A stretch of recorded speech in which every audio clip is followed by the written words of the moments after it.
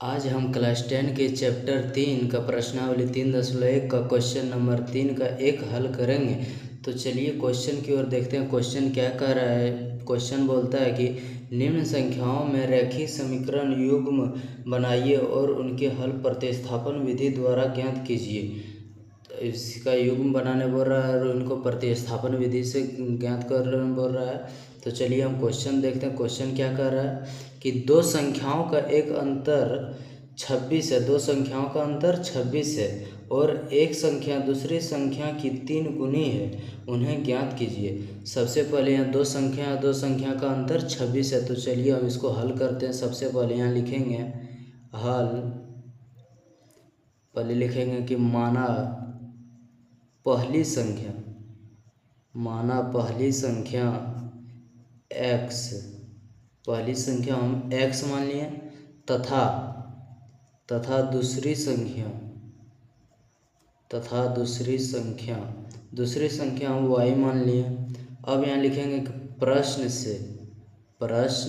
से यानी प्रश्न से यहाँ लिखा क्योंकि क्वेश्चन के अकॉर्डिंग जो क्वेश्चन बोल रहा है उसके हिसाब से।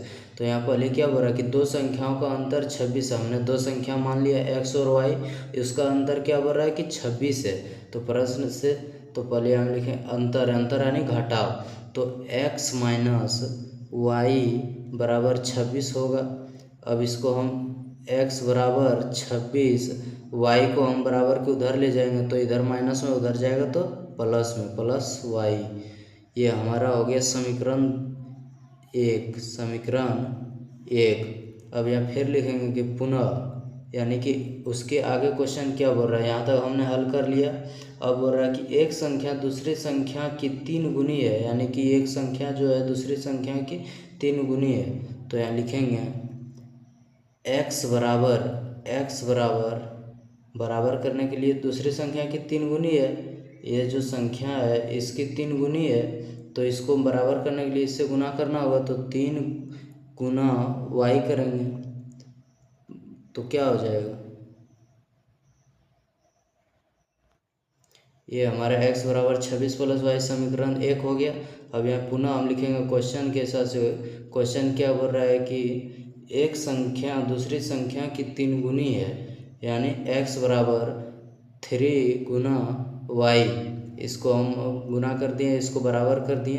अब इसको हल करेंगे तो क्या होगा, x बराबर 3y। इसको हम समीकरण 2 मान लिए, समीकरण 2। अब यहाँ हम लिखेंगे कि समीकरण 1 का मान समीकरण 2 में रखने पर, क्योंकि देखिए x बराबर 26 प्लस y और x बराबर 3y, तो ये दोनों बराबर होगा क्योंकि x का मान इतना है और x का मान इतना है, तो ये दोनों बराबर हो जाएगा। अब यहाँ हम लिखेंगे समीकरण 1 का मान समीकरण 2 में रखने पर, समीकरण 1 का मान समीकरण 2 में रखने पर तो क्या हो जाएगा, तो हो जाएगा x बराबर समीकरण, तो यहाँ हम लिखेंगे कि समीकरण 2 हमारा क्या था, x बराबर 3y। और समीकरण 1 में x का मान क्या था, समीकरण 1 में x का मान था x बराबर 26 प्लस y। तो x के जगह पर हम लिखेंगे 26 प्लस y बराबर 3y। अब इसको देखिए y वाला कोई एक साइड कर देंगे और इसको संख्या वाले एक साइड को कर देंगे। तो देखिए हमारा यहाँ y रह गया, y अब इधर प्लस में है, बराबर के इधर आएगा तो माइनस में, माइनस 3y बराबर इधर प्लस में 26 है, उधर ले जाएंगे तो माइनस 26 हो जाएगा। अब 3y से 1y चला गया तो कितना बचा, 2y लिख देंगे। उसके बाद यहाँ माइनस 26 का 26, माइनस माइनस खत्म, y बराबर 26। यहाँ गुना है, बराबर के उधर जाएगा तो भागा में, तो 2 एक बार में 13 बार में। तो यहाँ लिखेंगे कि इसलिए y बराबर 13, y का मान कितना है 13। अब लिखेंगे कि y का मान समीकरण 1 में रखने पर, समीकरण 1 हमारा क्या था, समीकरण 1 था x बराबर 3y।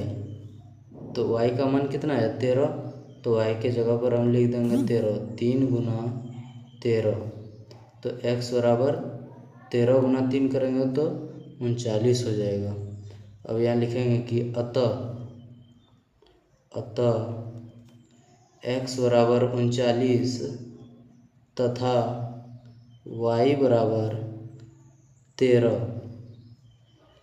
पहली संख्या हमारा क्या था, x था, और दूसरी संख्या y था। तो ये आपका आंसर हो गया।